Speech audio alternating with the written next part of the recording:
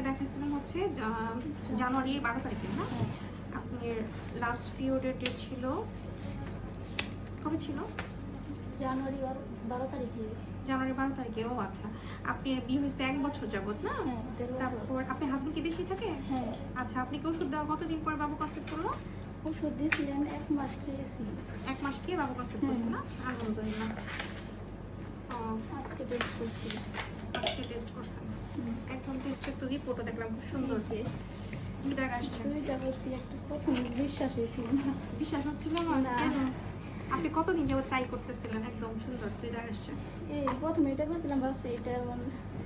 এটাও তো সুন্দর, দুই দাগ আসছে। হ্যাঁ, পরে এটা 10টার সময় করছি, এটা সকালে করছি। আচ্ছা, না দুইটাই গাঢ় আসছে, সুন্দর আসছে।